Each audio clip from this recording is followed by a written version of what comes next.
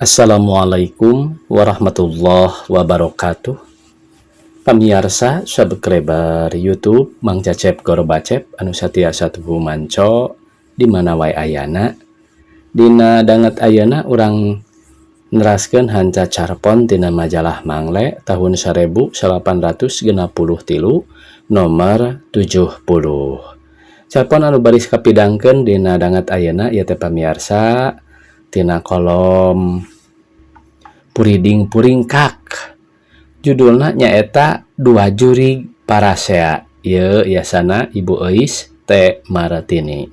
Sumangga supados teu nyangkolong teuing kana waktos, wilujeng ngadangukeun.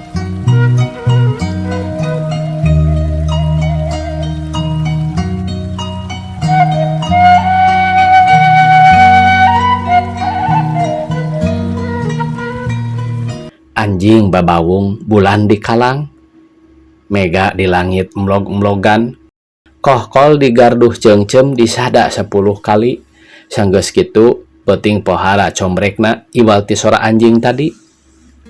Kasebelahan anjing teh ceuk Kidatu ka Kimandra, liar-liar bae make digogogan, make kadoloeun. Bae manusa nyahon urang keur liar. Walon Kimandra bari ngabuncelikeun matana nu sagede jeruk pali. Kamana urang teh? Kamala iru sugan bae papanggihan, geura urang cempong ka sisi jalan handapun kebon awi. Upama aya nu ngalewat urang horoyan. Lele katanjakan sindang renghap, ameh nu disingsieunan ngayak-yak teu bisa lompat. Kawas bareto geuning nu tos ti bantara payung teh. Kimandra ngaheuheuh, sungutna ngabudah, sanggeus kitu pok ngomong. Anjakal manusana apalun ayat kursi, apan dewek meni asa totos kekendangan teu kuat, lompat we harita teh. Silaing mah bet borangan aneh, ngomong Kidatu bari ngirap-ngirap bulu kelekna. Kenaon jadi jurig atuh? Ari geus kumaha mun urang ngadenge nu kitu? Babari babatok urang gancang tutukeun kana tanah, tanggung urang moal sieun ku ayat kursi. Geura jadi urang kabala iruk teh. Hayo atuh, walon Kimandra. Sanggeus baradami kitu Kidatu jeung Kimandra ngagayabag ka beulah kidul, rek maluru balariuk. Sora jangjangna ngahos-hos sada sora entog jalu. Buuk Kidatu nu ngawiwingkik galo jeung bulu kelekna, waktu hiber buukna katebak angin, ngagaris mata Kimandra. Silaing mah kana mata aing eta.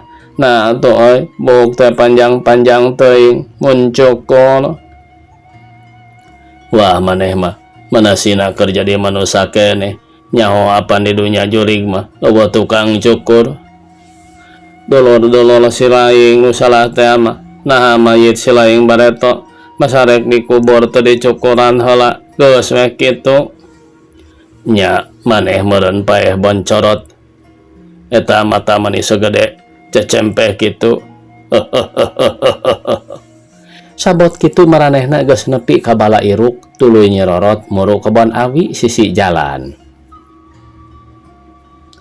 Nah di dieu urang ngadaguan horoyaneun teh, omong Kimandra bari mereudeuikeun matana nu tadi kacolok ku bulu Kidatu teh. Tayohna mah peuriheun keneh. Ari Kidatu sanggeus turun teh gancang ngirap-ngirap buluna. Sorana nyeor sadadap puran awi katebak angin. Maneh mawa babauan? Kidatu nanya. Moga menyan. Walon Kimandra pondok lantaran kaburu nyelak pibatukeun dina ganggerongna. Eta maneh ulah batuk kitu bisi kadengieun manten ku manusa. Gawon wanion ngulampreng ka dieu, kalebah dieu. Dicaram kitu Kimandra nahan pibatukeunana sakedeung, jegoh deui leuwih tarik tinu tadi, sorana ngahuhuh nepi ka kebon awi motah da kagebos ku batukna. Wah, hamo atuh, moal hasil ari kaya kieu mah. Omong Kidatu rada keheuleun, sorana sumunu kukulutus. Eta dua jurig tuluy caram pego di handapeun dapuran awi sisi jalan, maksudna sugan aya jelema nu ngaliwat kadinya rek disingsieunan peuting pohara ti iseunana ngan sakapeung-kapeung kadenge sora anjing babaung di Tanjung jeung di Empang. Pikeun para jurig mah nyamang sakitu nu dipikaresep teh lantaran bisa laluasa indit-inditan geus saneangan kasugemaan batina. Kimandra jadi jurigna teh dumeh bareto waktu jadi manusia paeh ngagantung maneh dina tangkal warudoyong mayitna ngagulayun bari jager panonna molotot jeung letahna ngelel kaluar. Nu matak waktu geus jadi jurigna oge lempangna jajarig jegan matana buncelik sarta letahna ngambay aya kana sadeupana. Ari ke datu keur jadi jelemana aya nu maehan manehna teh bangsat Garot di Lewisari mah keur zaman siap nyaeta zaman ramena revolusi Pakarang manehna milu ngalawan Walanda malah rada meujeuhna mun disebut pahlawan bangsa ge dan nyawanianana mah loba Walanda nu jadi korban dipaehan ku manehna. Dina zaman harita biasa lalaki teh ngingu buuk dijabrikeun malah jadi tanda yen anu buukna gimbal eta pejuang. Dan tekuhan teu pahlawan datu aya nu maehan ku babaturanana nu nyerieun hatena. Dumeh bareto waktu Ki Datu jadi bangsat kungsi ngabadog bobogaanana. Dina hiji pertempuran jeung Walanda, Ki Datu dipencit kuriling ku Ki Jana. Mayitna di ruang dijarian teu dipulasara sakumaha mistina. Nu matak ayeuna arwahna marakayangan dina kaayaan nu kitu pandena.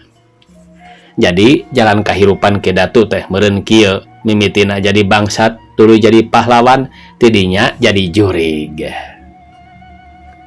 Keur carampogo kitu kadenge aya sora babence ti kajauhan, beuki lila beuki tarik, sada anu ngadeukeutan. Aya babence ceuk Kimandra. Heeh, tah sada kadieukun. Mane ingat keneh baheula basa ulang keur jadi jelema sieun ku babence. Heeh, cenah tanda aya bangsat nya ketang aya benerna eta teh walon Ki Datu. Jigana manehna ingeteun kana lalampahanna baheula yen lamun keur balang siar peuting sok dituturkeun ku babence. Sajeroning kitu babence teh beuki deukeut ka tempat carampegona eta dua jurig. Kimandra beuki neges-neges kalebah di sadana babence, matana mani buburi lengan pikagilaeun. Keuna atuh euy, batur ge keur balang siar ulah diganggu, omong Ki Datu ku sora ngagerem bari nyaliksikan buukna. Geragal menang kutu meni segede beurit, blem dihuapkeun, camuil bari ceplak bangun ngeunaheun pisan. Rek mamadog meureun paling oge ari bangsat mah walon Kimandra rada nyerang tina irungna kaluar leho hejo meni segede songsong gancang diingsreukeun tapi ngelol deui kulantaran ngagokan bae breng dising-sringkeun bari disanggap ku bibirna nu handap lekik diteureuy. Ngeunah euy, Ki Datu nanya. Pento elom asa poot walon Kimandra. Lain euy, dewek teh boga baraya di Balariu. Bawa eta bangsa teh rek maok bobogaanana. Wah, geun wae atuh. Nah maneh make inget keneh ka baraya sagala. Apan geus lain-lainna deui ayeuna mah. Nah sanajan geus jadi jurig oge, ingat wae ka baraya mah teu kahalangan dumeh urang geus jadi kieu. Ari si laing Kimandra malik nanya. Nya dewek oge nya kitu ngan eta euy, dewek mah nyaho paitna jadi bangsat karunya. Dapan sarua bae manehna ge keur usaha. Naon bedana jeung nu dagang? Wah, si laing mah Kimandra ngagebes. Pan nya pek bae pikir.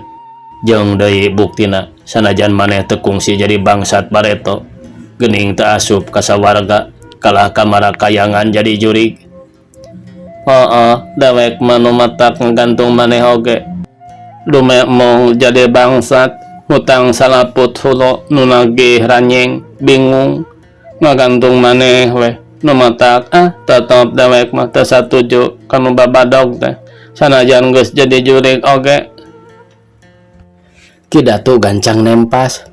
Sing ingat euy, ayeuna mah urang teh geus beda alam, manusia alam manusia. urang alam jurig atuh hade goreng oge geus beda ukuran, nah make kudu sarua sagala. Atau sing ingat bae oi, yen urang teh asal nama jelema lain ujug-ujug jadi jurig kieu nu mata sing rada nyaah ka maranehna teh omong Ki Mandra leuleuy. Nyaah ali manusia geuning teu nyaahon ka urang, apan maranehna oge loba nu rek jadi jurig cara urang teu aringeteun.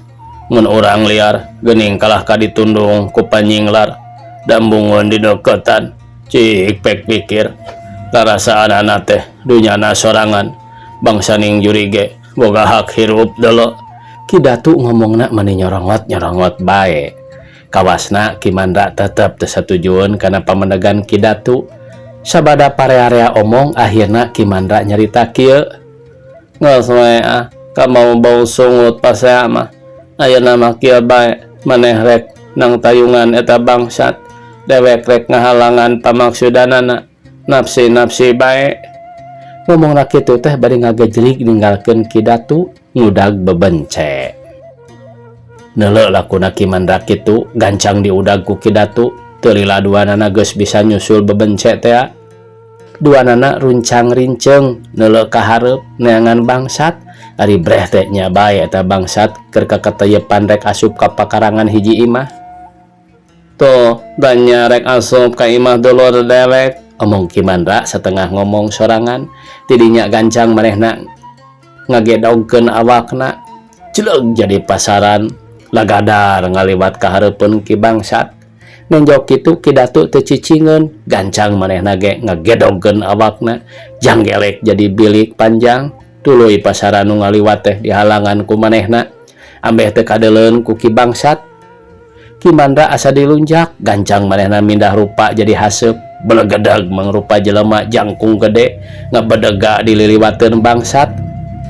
Yang ngan sakilat haseup nu ngabelegedag teh puyar lantaran ditebak ku Ki Datu nu jadi angin. Sorana mani ngadudud, keusik diburuan racleng sewar kana bilik imah, katambah Ki Mandra ngahihih tarik pisan sorana pikasieun. Sangkan Ki bangsat teu ngadenge eta sora, gancang celina dicocokan ku Ki Datu, tapi gancang dicabut deui ku Ki Mandra. Anjing anu kagaruwahan ku kajadian harita gancang lumpat di kolong, tuluy babaung lambat naker nepi ka nu boga imah nyaring. Saha di luar? Nu boga imah nanya. Kawasna ngadenge aya nu karata keretek di luar. Kuring, jurig, Ki Datu nembalan sorana digeremkeun. Oleng, bangsat, Ki Mandra ngagorowok. Tayohna ku Ki bangsat kadengeun eta sora nu dua jurig teh. Manehna rungah ringeuh tina teu ngarasa kungsi nyarita kitu. Tidinya kalawan teu dipikir panjang deui, gancang manehna lumpat. Kulantaran rusuh teuing lompatna nembrag pager, bruk sorana terik pisan. Sajeroning kitu nu boga imah geus aya di luar bari bangsat-bangsatan jeung ngabar-gabar bedog. Tetanggana gancang harudang tuluy kala luar bari mawa sagagamanana. Nenjok kajadian kitu Ki Mandra mesem bungaheun meureun, dumeh manehna bisaeun ngahalangan pamaksudan Ki bangsat. Orok kaya Ki Datu meuni camberut. Nya ti harita eta dua jurig teh mumusuhanana, mun indit-inditan tara babarengan deui. Tamat cenah ieu pamiarsa.